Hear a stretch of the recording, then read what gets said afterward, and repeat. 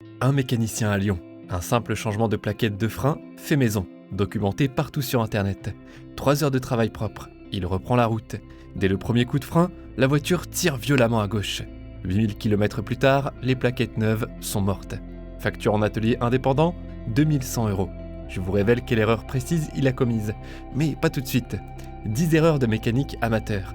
Certaines vous coûteront 3000 €, l'une d'elles peut vous tuer. Et la plus fréquente de toutes, l'erreur numéro 1 de cette liste, ne nécessite aucun outil particulier pour l'éviter. Ces erreurs, vos garagistes et vos concessionnaires les connaissent parfaitement. Chaque fois que vous en faites une, c'est eux qui récupèrent la voiture. Ce n'est pas de la malveillance, c'est simplement que personne n'a jamais eu intérêt à vous expliquer comment les éviter. Jusqu'à maintenant, du moins grave au plus dévastateur. On commence. Erreur numéro 10. Les chiffons oubliés dans le compartiment moteur. Ça paraît impossible, et pourtant, c'est l'erreur que je retrouve le plus régulièrement dans les comptes rendus d'interventions DIY qui ont mal tourné. Vous travaillez sur une Peugeot 208 ou votre Renault Clio. Des chiffons partout. Vous essuyez, vous posez, vous improvisez. Un chiffon ici, un autre glissé pour protéger une surface, un troisième dans le passage de roue. Et au moment de remonter, un est resté dans le compartiment moteur. Vous ne le voyez pas, vous fermez le capot, vous démarrez. Imaginez jeter un foulard dans une turbine d'avion en rotation. C'est exactement ce qui se passe quand un chiffon atteint le turbocompresseur de votre moteur moderne. Le turbo d'une Clio TCE ou d'une 208 PureTech tourne à 150 000 tours par minute. Pas 15 000, pas 50 000, 150 000. Un chiffon aspiré dans cette rotation ne sort pas intact. Il détruit la roue de turbine en une fraction de seconde. Des fragments métalliques partent directement dans les cylindres, moteur hors service. Facture entre 2400 et 4200 € selon le véhicule. Un chiffon aspiré dans le ventilateur de refroidissement l'arrête net. La surchauffe suit en moins de 5 minutes. Le joint de culasse soufflé entre 1200 et 2500 € en atelier. Un chiffon imbibé d'huile posé sur une pipe d'échappement chaude peut s'enflammer. Dans un garage fermé, ce n'est plus une facture, c'est autre chose. Votre garagiste a vu ces scénarios plusieurs fois. Il ne vous en a jamais parlé spontanément, parce que c'est lui qui répare après. La règle est simple. Avant de tourner la clé de contact, comptez vos chiffons, un par un. Aucun ne reste dans le compartiment moteur. Aucune exception. L'erreur numéro 10 se voit si on regarde bien. L'erreur suivante, elle, est invisible à l'œil nu. Et c'est précisément pour ça qu'elle détruit des pièces pendant des mois sans que vous le sachiez. Erreur numéro 9, serrez les silent blocks en position détendue. Imaginez dormir chaque nuit avec le poignet bloqué en torsion forcée. La douleur n'arrive pas le premier matin. Elle arrive 6 mois plus tard, quand le tissu interne a progressivement cédé sous la contrainte répétée. C'est exactement ce que vous infligez à vos silent blocks quand vous les serrez en suspension détendue. Quand vous levez votre voiture sur cric, la suspension descend en position d'extension maximale, loin de sa position de travail réelle. Les silent blocks, ces manchons en caoutchouc qui absorbent les vibrations sur votre Golf, votre Mégane, votre série 3, ne tournent pas librement sur 360 degrés. Ils ont une plage de torsion limitée par leur conception interne. Verrouillez ces silent blocks en position détendue et la voiture revient au sol. Ils se retrouvent en contrainte permanente à chaque millimètre de débattement, à chaque bosse, chaque virage, chaque freinage. Ils vieillissent 2 à 3 fois plus vite que prévu. Un remplacement complet de silent block de triangle inférieur sur une Volkswagen Golf en atelier indépendant, entre 400 et 700 €. Sur la durée de vie du véhicule, vous le refaites 2 fois au lieu d'une. Ce n'est plus une erreur, c'est un abonnement. L'effet secondaire coûteux, la géométrie se fausse progressivement. Les pneus s'usent en biseau, de manière asymétrique. 2 Michelin Cross Climat sacrifiés prématurément sur une Clio, 240 € perdus en plus. La méthode correcte tient en 4 mots. Serrez au sol, pas en l'air. Remontez la roue, redescendez le véhicule, laissez la suspension prendre sa position neutre de fonctionnement. Serrez ensuite au couple constructeur avec une clé dynamométrique. Dans cet ordre, pas dans l'autre. Cette erreur coûte de l'argent sur le long terme. L'erreur suivante peut vous en coûter immédiatement. Et elle est commise par les mécaniciens qui croient utiliser l'outil parfait pour la situation. Erreur numéro 8. La pince étau comme outil universel. La pince étau donne l'illusion de pouvoir tout résoudre. C'est une tenaille de forgeron. Utiliser une tenaille de forgeron pour serrer un écrou de précision, c'est l'approche correcte pour un forgeron du XVIIe siècle, pas pour un moteur européen moderne calibré au centième de millimètre. Les mâchoires dentelées sont conçues pour mordre dans le métal. Sur un boulon de vidange, elles arrachent les méplats en quelques utilisations. Le boulon devient impossible à retirer proprement. Le carter d'huile part en remplacement ou en taraudage. Sur une Citroën C3 ou une 208, entre 150 € et 400 € pièce hors main d'œuvre. Utilisée sur une durite de frein pour la maintenir pendant une dépose d'étrier, elle la déforme partiellement. Une durite écrasée ne se voit pas immédiatement à l'œil nu, elle cède sous pression, souvent dans une situation de freinage d'urgence. À ce stade, le problème n'est plus financier. Les mécaniciens et concessionnaires qui voient arriver ces voitures savent exactement ce qui s'est passé. Ils ne le vous diront pas à voix haute, ils notent cause indéterminée et établissent le devis. La pince Eto a une seule vocation légitime: extraire en dernier recours une pièce bloquée qu'aucun outil adapté n'a pu débloquer.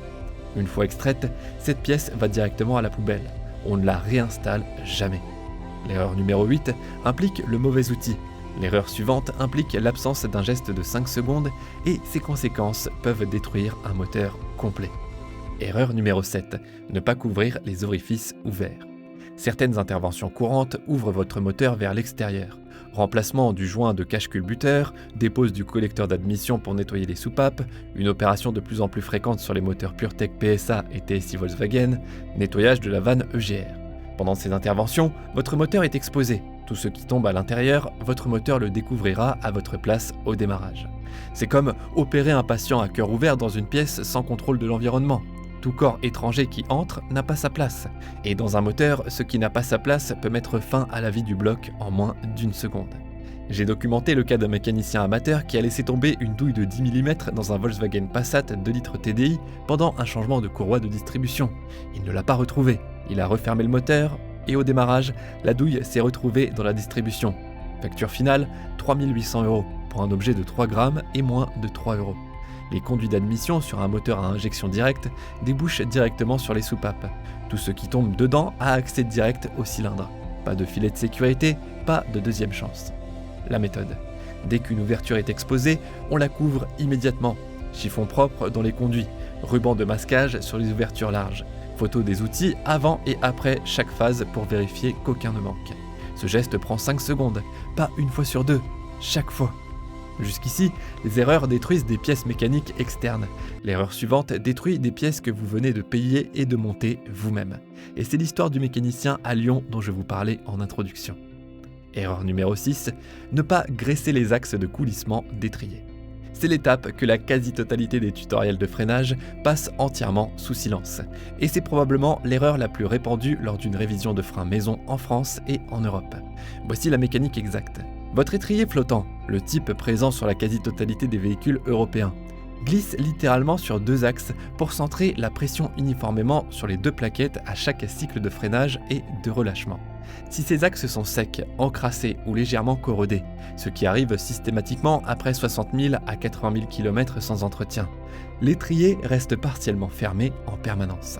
Imaginez conduire avec le frein à main légèrement serré sur un seul côté, en permanence, toute la journée, pendant des semaines. C'est ce que vivent vos plaquettes neuves quand les axes de coulissement n'ont pas été graissés. Elles s'usent de manière asymétrique en quelques milliers de kilomètres. Les disques voilent par la chaleur accumulée. Le liquide de frein se dégrade prématurément sous l'effet thermique constant.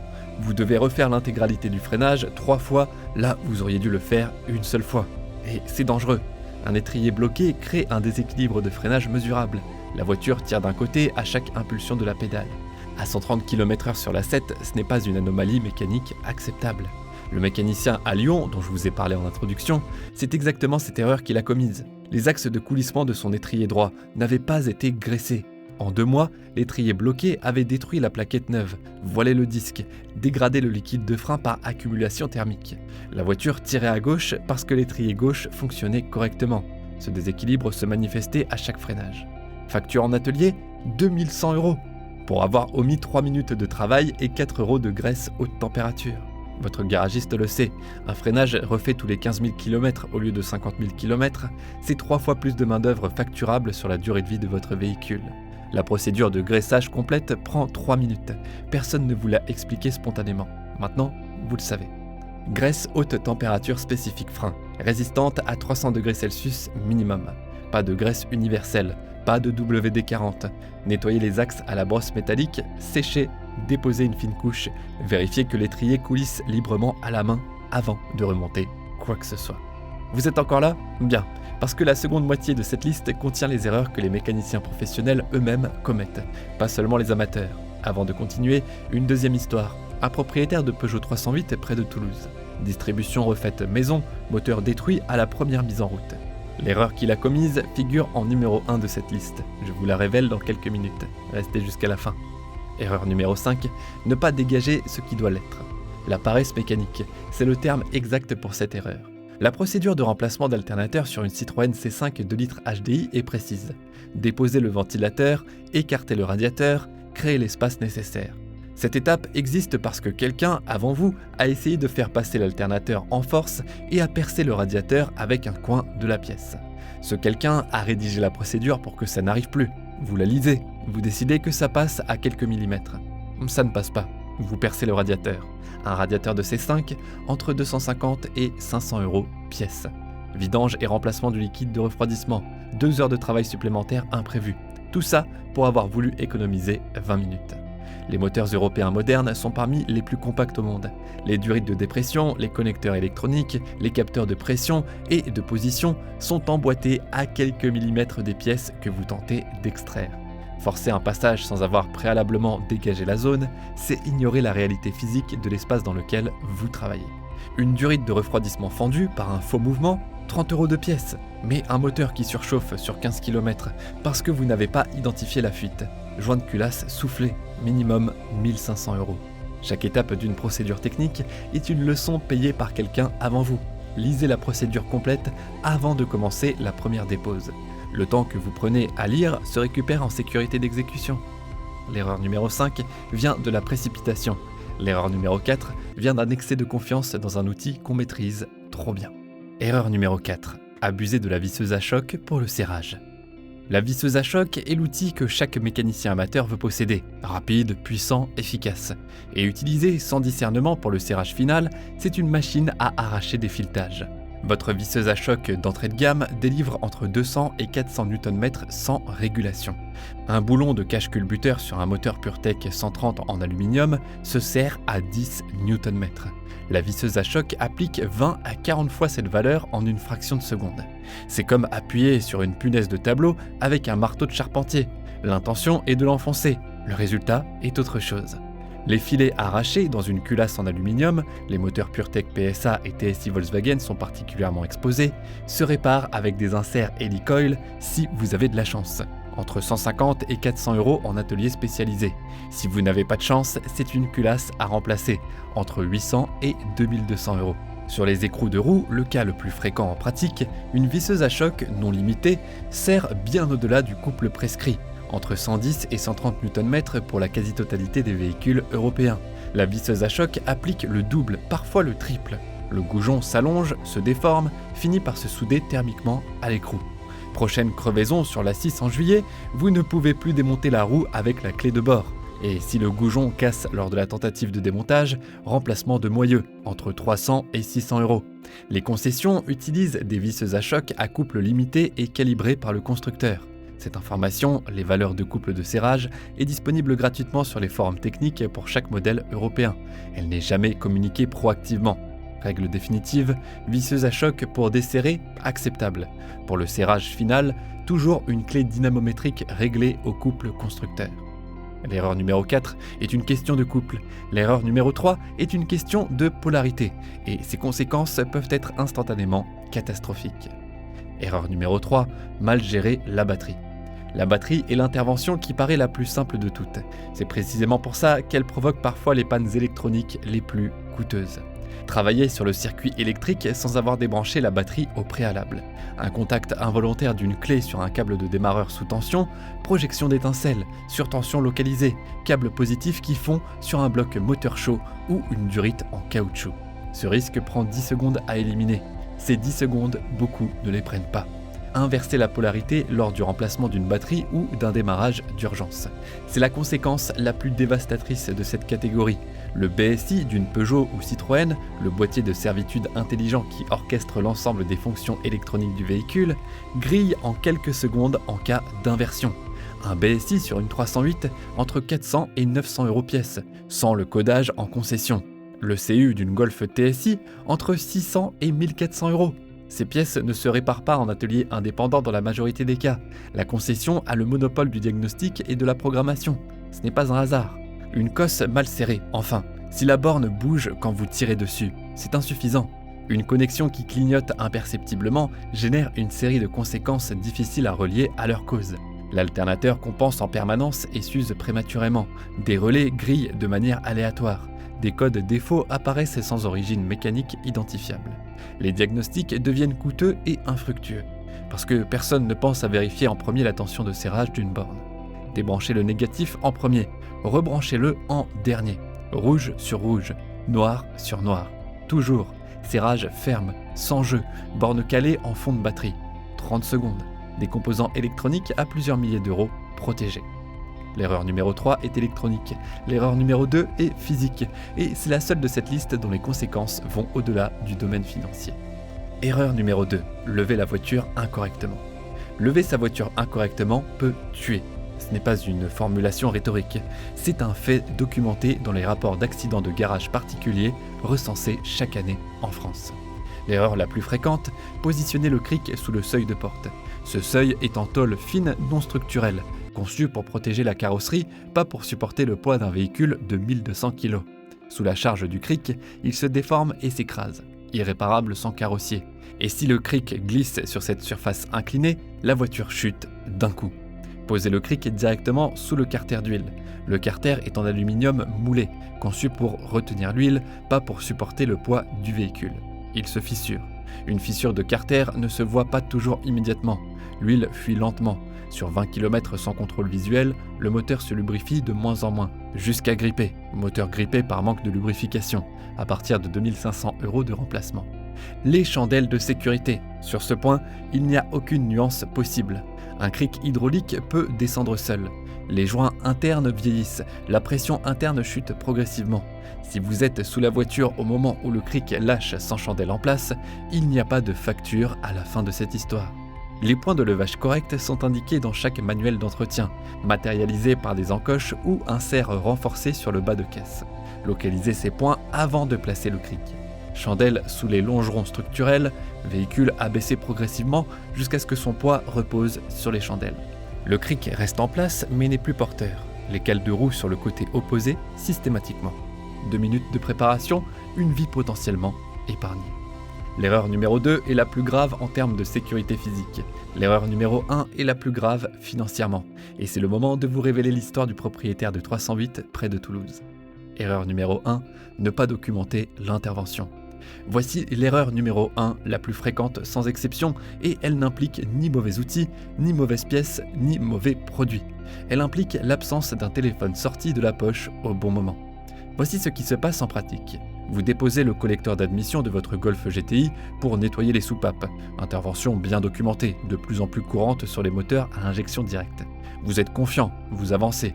Il y a des durites de dépression de diamètres différents, des connecteurs électroniques de forme similaire, des boulons de longueur différente selon leur position sur la bride. Vous démontez tout en 40 minutes. 2 heures plus tard, au moment de remonter, vous regardez votre établi, vous ne savez plus d'où vient la durite bleue, ni dans quel sens se remonter le capteur map. Ce n'est pas une question de mémoire défaillante, c'est une question de complexité réelle. Un moteur européen moderne contient des centaines de points d'assemblage. Chacun a une position, une orientation, un couple de serrage. La mémoire humaine n'est pas conçue pour retenir plusieurs dizaines de paramètres simultanément après 1 heure de démontage concentré. Le cas le plus grave dans cette catégorie, la distribution. Le propriétaire de Peugeot 308 près de Toulouse que je vous ai mentionné en milieu de vidéo. Distribution refaite maison sur un moteur 1,6 litre HDI. Il avait tout, les pièces, les outils, le temps. Ce qu'il n'avait pas, une photo des repères de calage prise avant dépose. Au remontage, il a calé la distribution de mémoire. Un décalage d'1 dent sur le pignon d'arbre à cames. Sur un moteur interférence, c'est la quasi-totalité des moteurs diesel et essence modernes en Europe, les pistons et les soupapes partagent le même espace volumique à des instants différents du cycle thermique. Un décalage d'1 dent suffit. À la première mise en route, les soupapes ont percuté les pistons. En une fraction de seconde, moteur hors service définitivement. Remplacement du bloc complet, 4 800 € pour l'absence d'une photo prise avant dépose. Ce n'est pas un cas isolé, c'est le scénario le plus documenté dans les forums de mécanique amateurs en France, en Belgique, en Suisse. Les concessionnaires et ateliers spécialisés qui réceptionnent ces véhicules savent exactement ce qui s'est passé avant même d'ouvrir le capot. Ils ne font aucun commentaire, ils établissent le devis. La méthode est simple et prend 5 minutes, avant de démonter quoi que ce soit. 10 photos minimum. Vue d'ensemble, gros plan sur chaque connexion, chaque faisceau, chaque orientation de pièces non symétriques. Pendant le démontage, chaque boulon dans un compartiment étiqueté avec sa position exacte. Pour les boulons de longueur différente, collez-les sur un carton en reproduisant leur disposition géométrique. Vous savez instantanément lequel va où au remontage. Pour les interventions complexes, filmez l'intégralité du démontage pour votre usage exclusif, pour pouvoir revoir image par image comment c'était avant de commencer. Les mécaniciens professionnels avec 20 ans d'expérience photographient encore les tambours de frein avant des pauses, les harnais électriques complexes, les positions de boulons multiples. Ce n'est pas de la prudence excessive, c'est de la méthode. Et c'est précisément ce qui fait la différence entre quelqu'un qui travaille sur des moteurs depuis 20 ans sans catastrophe et quelqu'un qui transforme sa première distribution en remplacement de bloc à 4 800 €. Ces 10 erreurs ne sont pas des erreurs de compétences, ce sont des erreurs de méthode. La différence entre un mécanicien amateur qui fait ses propres réparations depuis 10 ans sans jamais générer une catastrophe et quelqu'un qui transforme une révision à 81 € en facture à 3 500 €, c'est rarement la connaissance technique. C'est la rigueur appliquée à des gestes précis, à des moments précis.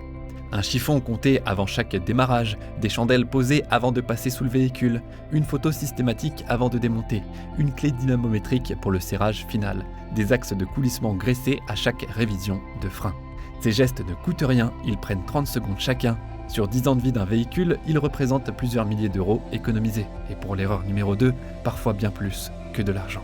Dites-moi en commentaire votre modèle de véhicule, votre kilométrage actuel et l'intervention DIY que vous avez en tête.